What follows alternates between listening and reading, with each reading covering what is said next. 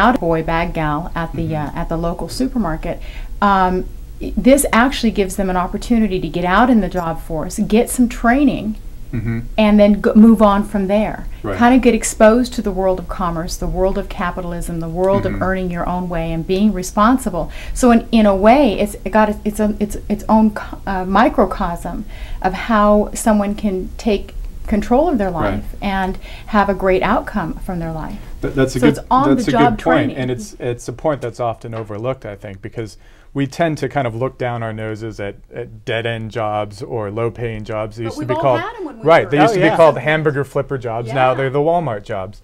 But as you point out, there's value in a job beyond what you're getting in your paycheck. You gain experience. You learn how to deal with customers. Some people just the ritual of punctuality is something. Some of these things that we take for granted are very important to folks who don't have a lot of training for whatever reason.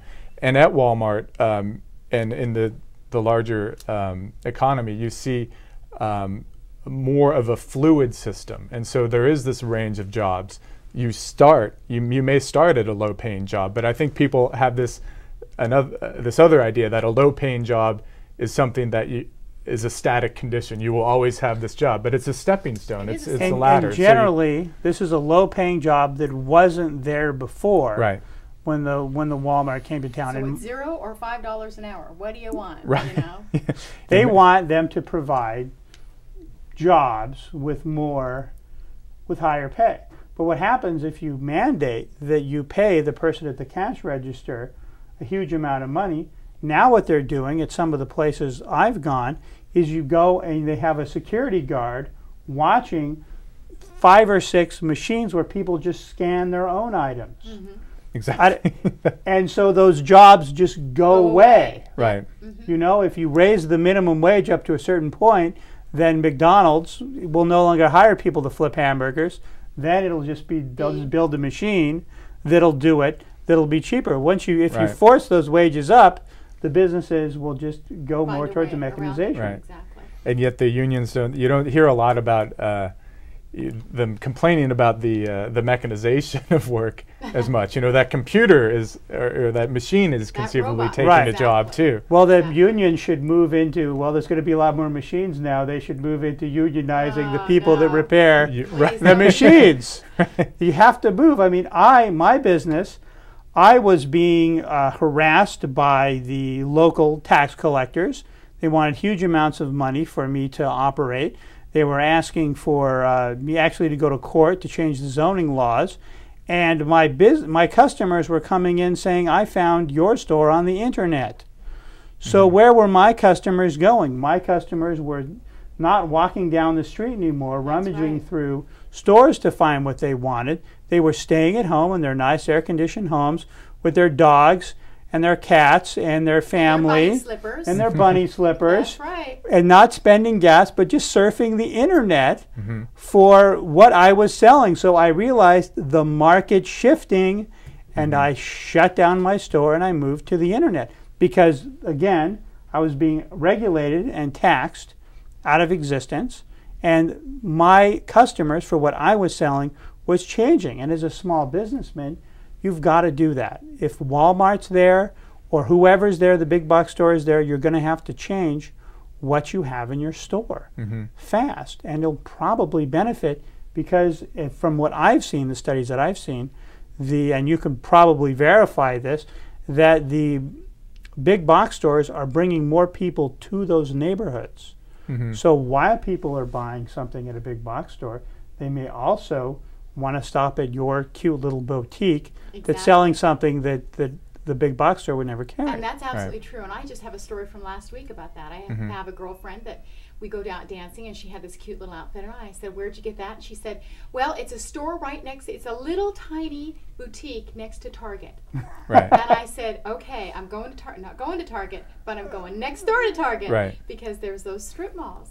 And it draws you in, and then there's all kinds of beauty supply, and there's all kinds of things that you cannot get in those K-MARTs, Targets, Walmarts, whatever it is.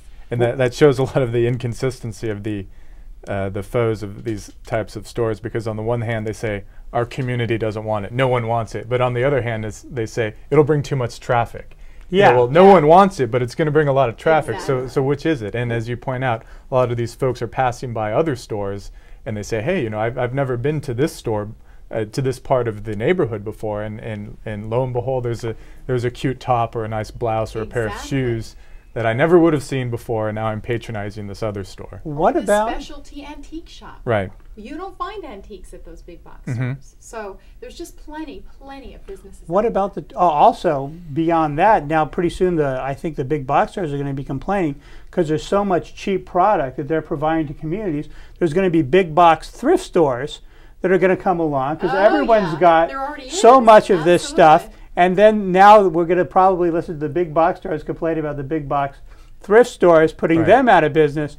So it's just part of the process of the economy. But going back to something you were talking about, what about the traffic? What about that? Is that a legitimate problem? And what can these stores do to put money into infrastructure, probably? Well, that gets into arguments about development, and I think that development should pay its own way. So yes, if there's going to be more traffic, certainly the stores should pay to accommodate. Pitch in. Right. No one should get a free ride.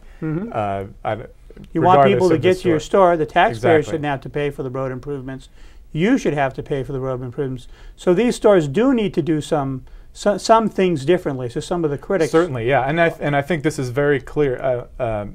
It's good that you bring that up, because although we hear mostly the Walmart critics in the popular media, I think it's very important to point out when Walmart or these other big box retailers do things that we don't much care for. For example, eminent domain. They frequently, you know, they'll talk about, much like any business person will, they'll love the free market when it benefits them. Right. But when they can use the powers of government to push someone aside, they're very happy to do that as well. And we've seen that in Colorado with Walmart. We've seen that in California with Costco and some of the others, where they're very happy to use the powers of government through eminent domain to boot out someone so they can get in. So they can be the villain. I mean, I think these, even though we're being tough on the critics of the big box stores and the big box phenomenon, I think that they are performing a very